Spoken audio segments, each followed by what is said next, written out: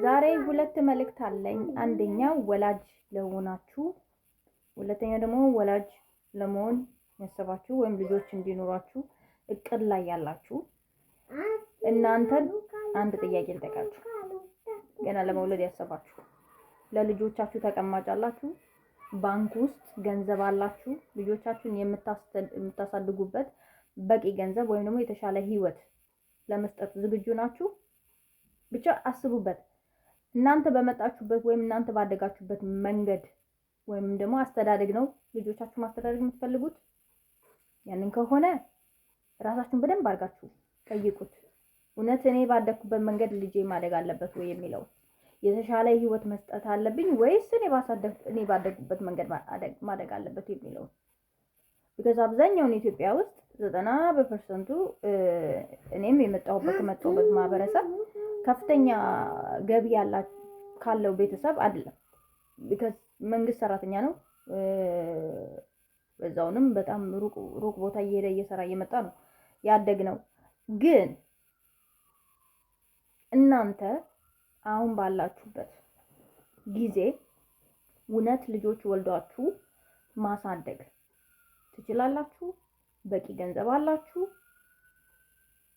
ለምን እንዲህ ማለት እንደፈለኩኝ አንዲት ምሳሌ ልንገራችሁ። የእናንተ ሜንታሊቲ ካልተጠበቀ ለልጆቻችሁ የተሻለ ህይወት ልትሰጧቸው። እናንተ ባጣችሁ ቁጥር ልጆቻችሁን ነው አቢዩዝ የምታደርጉት። አቢዩዝ ማድረግ ፊዚካሊ ብቻ አይደለም፣ ኢሞሽናሊ ልጆቻችሁ ላይ ሜንታሊ አቢዩዝ ነው የምታደርጓቸው። ስለዚህ እስቲ እራሳችሁን ጠይቁ። ልጅ በእድሉ ያድጋል የሚለው ታሪክ እሱ ቀርቷል። አሁን 21ኛ ክፍለ ዘመን ላይ ነው ያለነው። ሁለተኛው ደግሞ ወላጆች ለሆናችሁ ሰዎች ወይም ቤተሰቦች፣ እናት አባቶች እባካችሁ ልጆቻችሁ ላይ በደንብ አድርጋችሁ ስሩ። ስርዓትን፣ ሰው መውደድን፣ አክብሮትን፣ ሀገር ማለት ምን ማለት እንደሆነ፣ ብሔር ሳይሆን ሀገር ማለት ምን ማለት እንደሆነ ይሄንን በደንብ አድርጋችሁ ቢካዝ እነሱ ናቸው መጪውን ትውልድ ሀገር ተረካቢ እነሱ ናቸው። እነሱ ላይ አትሊስት እንኳን እንስራ። አሁን በየቦታው የተከፋፈለ የተለያየ አይዲያ ያለን በብሔር በጣም እየተቧጨቅን ብቻ በአጠቃላይ በሚያስጠላ ሁኔታ ውስጥ ያለነው በእንደዚህ ግራ በሚያጋባ የአስተዳደግ ስልት ውስጥ አድገን ስለመጣ ነው። ስለዚህ ሀገርን አስቀድመን ልጆቻችን ላይ እንስራ ለማለት ነው።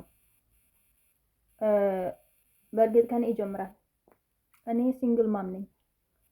አንድ ልጅ ነው ያለኝ። ከአንድ ልጅ በላይ መውለድ አልፈልግም አቅሜን ስለማውቀው። ከዛ ውጪ ግን ራሳችሁን እስቲ በደንብ አድርጋችሁ ጠይቁ። ቁጭ ብላችሁ ጠይቁ። እውነት እኔ የተሻለ ህይወት ሰጠዋለሁ ወይስ እንደኔ እንዲያድግ ነው የምፈልገው ወይስ ልጅ ብቻ እንዲኖረኝ ስለፈለኩኝ ልጅ መውለድ አለብኝ ብላችሁ